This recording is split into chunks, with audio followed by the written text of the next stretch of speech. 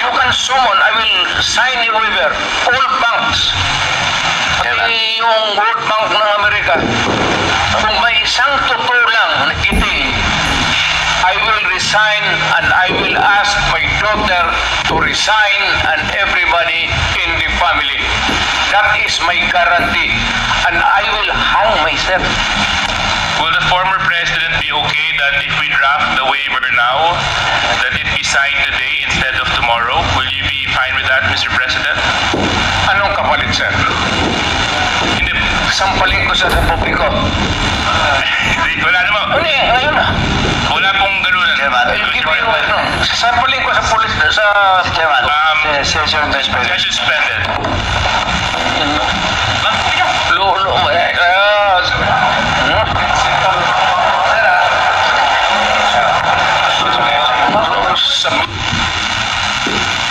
order please, order. Sige, go ahead, Mr. Trillanes. So, ito po ang sige, doon po sa mga unang slides muna. Ayan. So, ito po yung mga bank accounts na nakalap ko po ito noong 2016. Tapos, ito po ay na-validate na ng Ombudsman na kaparehas nga nung naisumite ng AMLAC sa kanila. Kaya, ano po tayo, kumpiyansa po tayo sa provenance na itong dokumentong ito. So, sige po, next slide. Ito po yung mga iba't ibang mga pumasok na pagkapirahan kay accounts ni Duterte. Summon, I will sign a waiver, all banks. Pati yung World Bank ng Amerika. Kung may isang totoo lang na iting, I will resign and I will ask my daughter to resign and everybody in the family. That is my guarantee. And I will hang myself. Mr. President? Yes, Your Honor.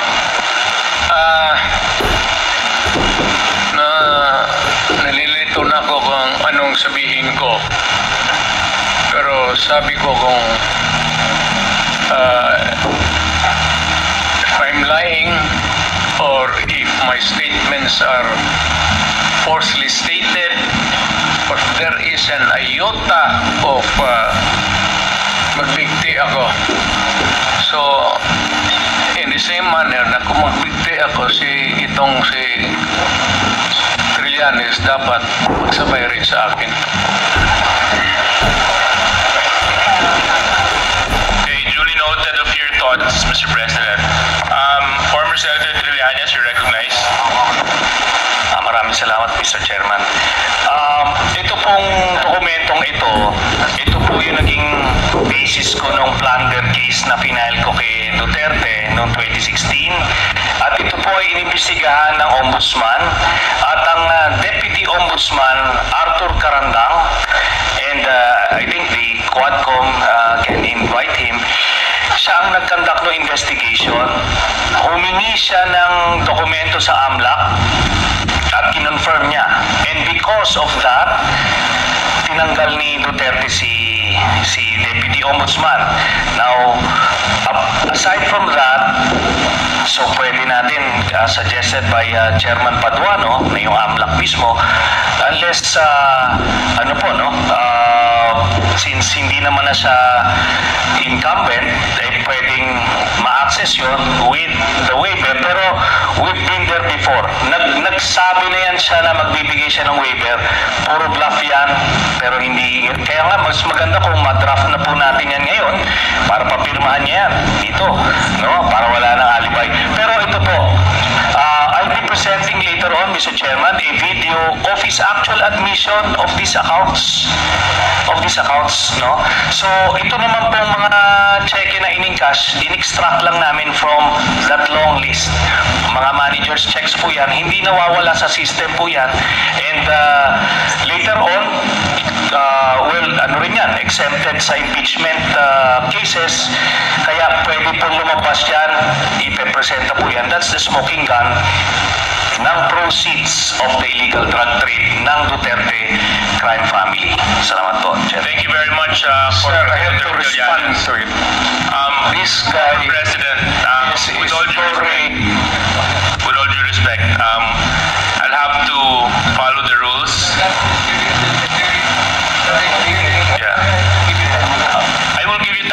Mr. President. I will give you time later. Just so that we can put to rest this issue of waivers, because it's been going back and forth. Will the former president be okay that medyo kumpiyansa sila sa kanilang gawain, kaya may physical na checks, no? Pero after that, ang mga deposito diretso na sa account, so wala nang paper trail. Pero makikita natin dito yung pattern po, Mr. Chairman. Didibendo yung drug lord dun sa pamilya nila Duterte tuwing October at April, no? Kaya sunod-sunod po yan. And by the way, makikita po natin si Vice President Sara, meron po siyang 2 checking in-encash dyan under her name, manager's checks. Tapos ito po ay while she was mayor, no? Kaya yan ay direct bribery, no? Tapos process of the illegal drug trade. Ito po ang naging pruweba natin. Kaya nung cross-match po namin yung dokumento na kuha namin at dito sa mga personalidad na minention po ni Arturo Las Cañas, na-confirm namin yung kanyang istorya. Nakita niyo po dyan, si Duterte, pareha sila ng amount na in-encash, no? Tapos, itong mga anak, sila Baste Duterte, ayan po, 10 million every 6 months. Kay Pulong Duterte, meron din. Ngayon po, lahat ito ay hawak yan ng mga bangko mismo. Meron silang physical copy, meron silang soft copy netong mga sinasabi na ito.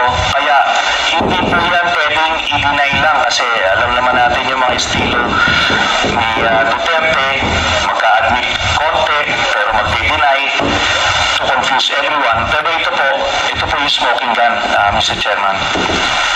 So, yan po, we concluded na peke talaga ito. Ginagawa niya yung war on drugs para proteksyonan niya yung sindikato niya na sina Michael Yang, Sammy Uy at Charlie Tan.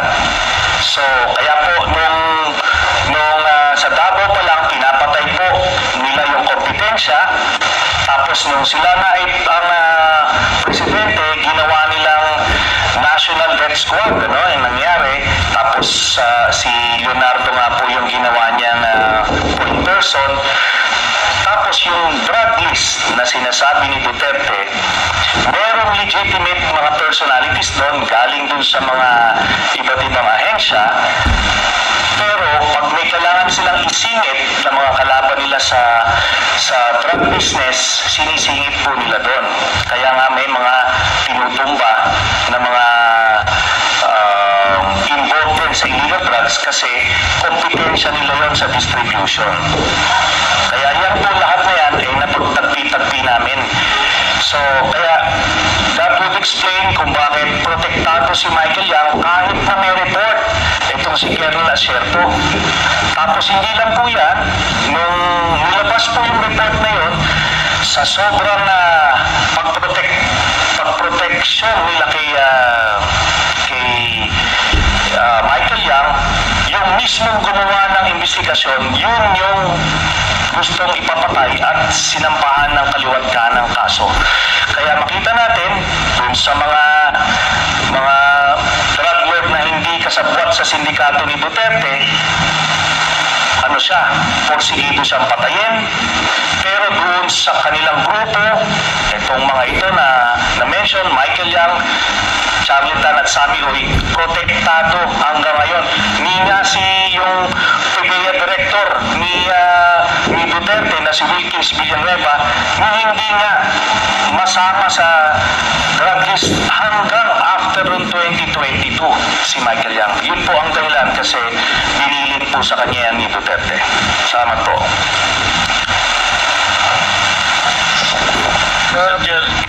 Please proceed, Congressman Perez. May I ask the former President kung alam niyo po ba na pinasuhan po Senator Trillanes, sina Congressman Paulo Duterte, Attorney Mans Carpio for drug smuggling? Hindi ho. Pero kung totoong drug smuggling mo na sila, they should be prosecuted in court. And if convicted, they should serve sentence in jail. Hindi ko pipigilan yan. Kung ano po, kung totoo. Ngayon, yung narration dito hindi ko kilala itong taong to. Forgot his name. Your Honor, if there is an iota of truth, iota lang, maski konti lang, you can find out, may nilagay siya ng record. Now, I'm willing to execute an affidavit or kayo na lang to summon the banks pursuant to my waiver. Kung may totoo lang maski isa, I will hang myself in front of you.